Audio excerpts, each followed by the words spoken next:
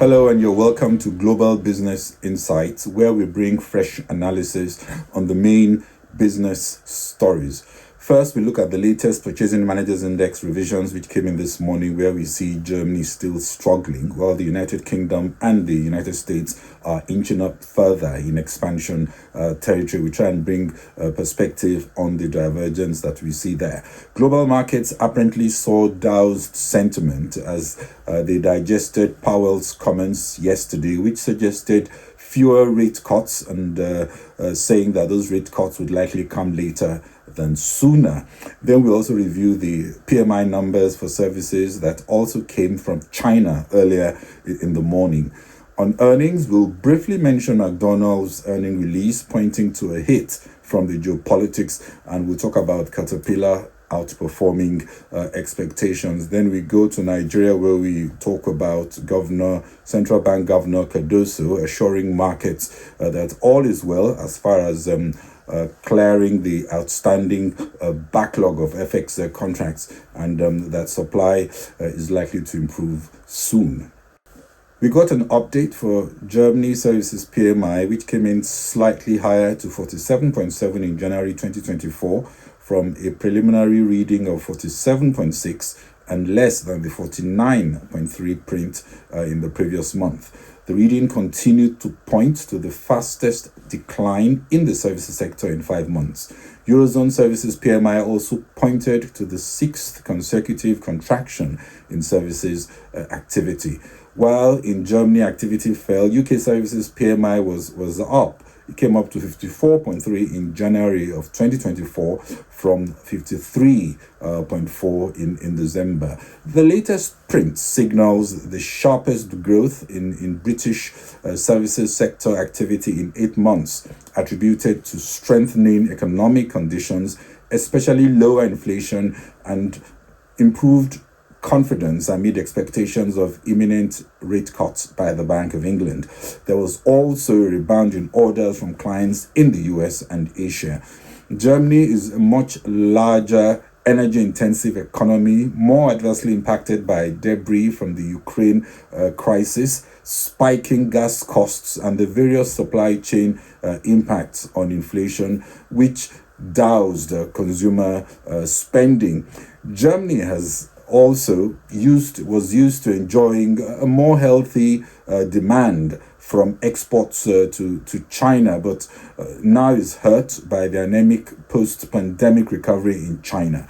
The impact of transitioning away from China will be seen several years in the future, given that it takes time to diversify out of such a huge major trade bloc. Definitely, there are also cost implications diversifying from China, just as diversifying away from cheaper Russian gas had implications as more expensive LNG, liquefied natural gas shipped from the US, implied heavier energy bills. The US services sector also expanded stronger than anticipated in January, the ISM Services PMI rising to 53.4 from 50.5 in December, also beating expectations of 52. US PMI is firmer in expansion thanks to the much healthier consumer demand that seems to have defied higher interest rates and helped by the fastest rate of falling prices when you compare to Europe and the United Kingdom.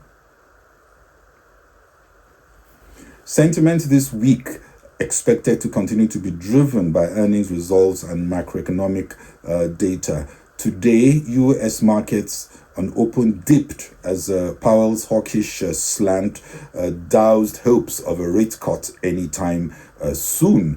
If earlier comments at the last FOMC meeting did not get through, it seems this one has, as Powell reiterated in an interview that the Fed sees 3 rate cuts in the year and the cuts likely to be later than markets apparently are expecting. Ahead of open, futures were already slipping as traders are now pricing in a 14% chance of the Fed cutting rates in March, down again from 20% on Friday, and a month ago it was as high as 96%, according to the CME Fed Watch tool.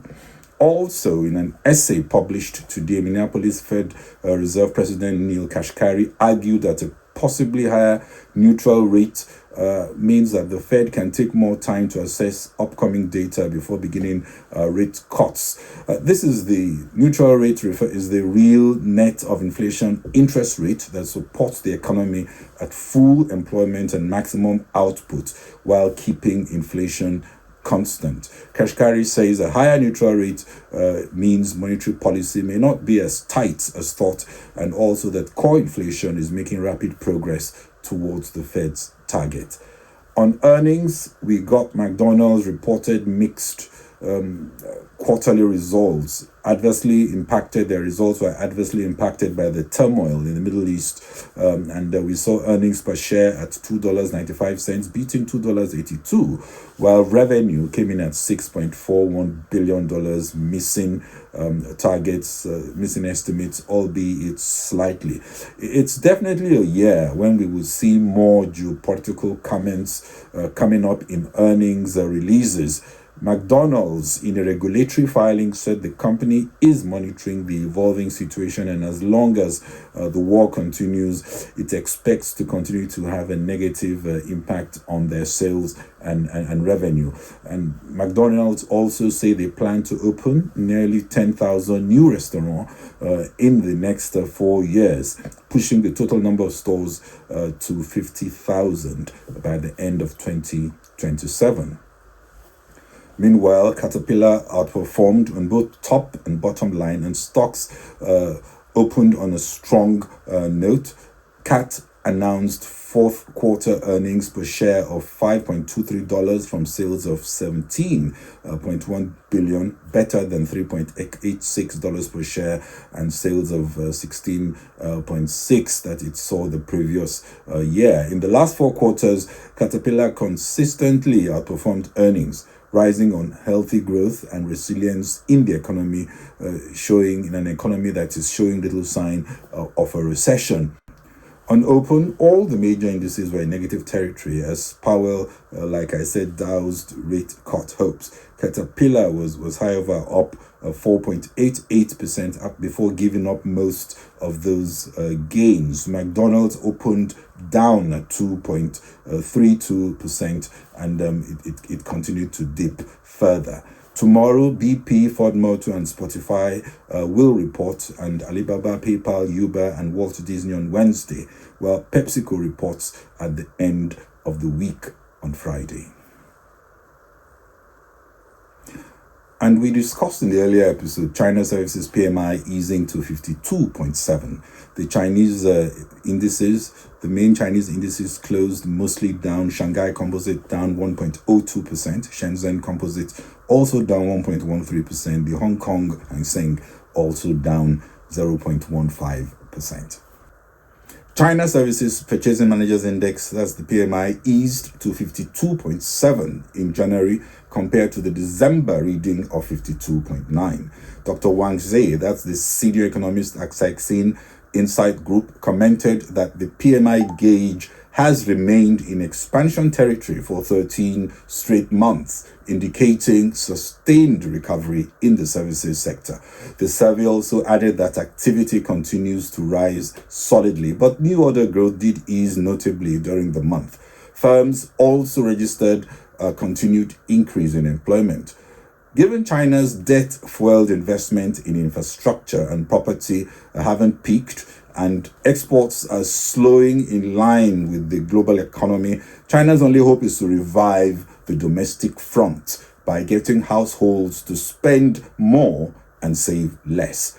Getting households to spend more and save less is not as easy as it sounds, but so far consumer demand also has been sluggish, with 70% of Chinese household wealth tied up in real estate.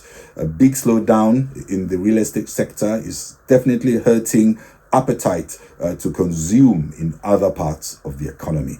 Rate cuts could also be hurt by heightening risks of yuan depreciation and capital outflows, which Beijing will of course want to avoid. The People's Bank of China's decision, announced 2 weeks ago to reduce the reserve ratio requirements for banks by 50 basis points, has also failed to lift the market. It's also unclear how much fiscal stimulus the Chinese central government will provide as it leverages a stronger balance sheet to ensure and to help revive growth. But execution and impact has been mixed. IMF latest projection is that China GDP will drop to 4.6% in 2024 after growing 5.2% in 2023, with the economy expected to slow down further in 2025. To make matters worse, Chinese biotech stocks are selling off as increased nervousness over a bill in the US Congress that would prohibit federal agencies from contracting with China's BGI Group, MGI, Complete Genomics, and other biotech companies of concern. This nervousness, of course, is on the rise. The bill stops the government from entering into contracts with these companies said to be using their equipment or services for military purposes, despite denials that this is not the case.